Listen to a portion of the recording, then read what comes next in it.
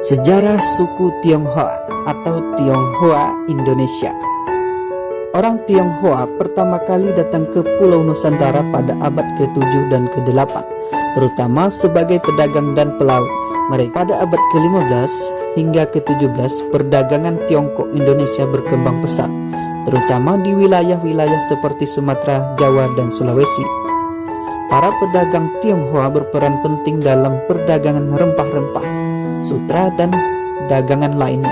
Selain perdagangan, orang Tionghoa juga membawa pengaruh budaya mereka ke Indonesia, termasuk dalam hal agama, seni, dan juga tradisi. Misalnya agama Konghucu, Buddha, dan Taoisme tersebar di antara komunitas Tionghoa di Indonesia. Pada masa penjajahan Belanda, orang Tionghoa diperlakukan sebagai pedagang asing dan seringkali mendapat perlakuan diskriminatif.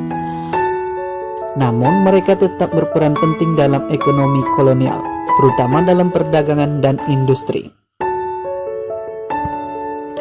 Setelah kemerdekaan Indonesia pada tahun 1945, banyak orang Tionghoa tetap berperan dalam bidang ekonomi sebagai pedagang, pengusaha, dan industriawan.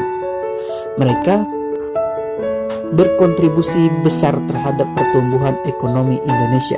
Pada tahun 1965 terjadi peristiwa penting di Indonesia yang mengakibatkan perlakuan yang sulit bagi orang Tionghoa. Banyak dari mereka menjadi korban diskriminasi, pengusiran, dan kekerasan, dan kebanyakan meninggalkan Indonesia. Pasca reformasi, situasi orang Tionghoa di Indonesia mengalami perubahan yang signifikan.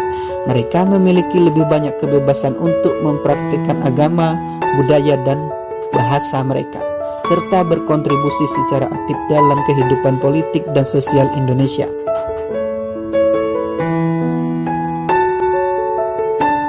Meskipun mengalami tantangan dan diskriminasi di masa lalu, orang Tionghoa tetap menjadi bagian penting dari masyarakat Indonesia. Mereka membawa warisan budaya, ekonomi, dan sosial yang kaya.